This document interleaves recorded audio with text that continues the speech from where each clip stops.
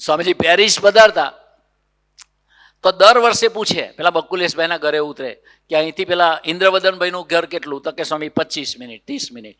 Kilometre કેટલા, તો કે 15-20 કિલોમીટર છે આમ ટ્રાફિકને લીધે. પછી પેલાના ઘરે એક વખત તો થાળ કરવા જાય, 3-4 દિવસ રોકાય એમાં. પછી ત્યાં જાય તો એ બકુલેશનું ઘર પૂછે કે અહીંથી બકુલેશનું ઘર કેટલું.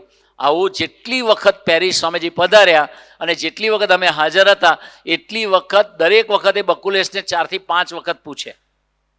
એવી રીતે પેલાના ઘરે જાય તો ત્યાંથી અહીં પૂછે. પછી તો હવે 2019માં સ્વામીજી બર્લિન પધાર્યા અને પેરિસ તો જવાય એવું નહોતું, તબિયત બી એવી જ હતી એમ.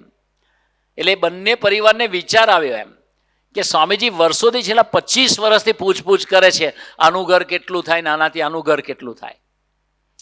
તો કે બે ઘરની વચ્ચેનું ડિસ્ટન્સ નથી પૂછતા, પણ કે આપણા બે પરિવાર વચ્ચેનું ડિસ્ટન્સ પૂછે છે, આપણા બે મુખ્ય કાર્યકર્તાના હૃદયનું ડિસ્ટન્સ પૂછ્યા છે. એટલે આવી અંતરદ્રષ્ટિ એ લોકોને થઈ. તો એ લોકોએ નક્કી કર્યું ચલો આપણે સ્વામીજી પાસે જઈએ, અને એક જ ગાડીમાં આખી મોટી ગાડી લીધી અને બંને પરિવાર સાથે બર્લિન આવ્યા અને સ્વામીજીના ચરણોમાં પ્રાર્થના કરી. પછી સ્વામીજીને વાત કરી એમ કે સ્વામીજી વર્ષોથી આપ પૂછતા હતા ને અમને સમજાતું નહોતું, આનાથી આનું ઘર કેટલું ને પેલાનાથી આનું ઘર કેટલું એમ. આજે અમને એવી અંતરદ્રષ્ટિ થઈને આપે એમને પ્રેરણા કરી કે તમે ડિસ્ટન્સ કિલોમીટર વાઇઝ નથી પૂછતા, પણ અમારા આત્માનું ડિસ્ટન્સ પૂછો છો.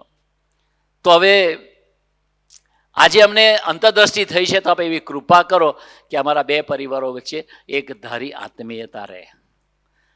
દરેક એવું થતું હોય, એરિયા વાઇઝ કાર્ય કરતા હોય તો સરખા કાર્ય કરતા હોય તો એકબીજામાં કોમ્પિટિટિવ સેન્સ હોય, એકબીજા માટે અંદર સાયકિક જેલસી હોય. ખાલી વચ્ચે કહી રાખું કે દરેક વ્યક્તિના જીવનમાં એક વ્યક્તિ એવી હોય કે જેનું આપણને નિરંતર ખૂંચતું હોય, અને જેનું ખૂંચતું હોય એને ખબર એ ના હોય કે આપણને આનું ખૂંચે છે.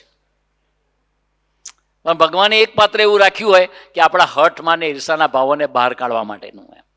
એ જ્યાં આપણું મન બુદ્ધિ નિરંતર અંદરથી અથડાયા જ કરતું હોય. તો એ બંને જણા રડ્યા, પ્રાર્થના કરી. પછી સ્વામીજી આશીર્વાદ આપે કે સ્વામી કે આપણે હવે આત્મીય થવાનું છે ને આત્મીયતાથી મહારાજજી વાળશે એમ.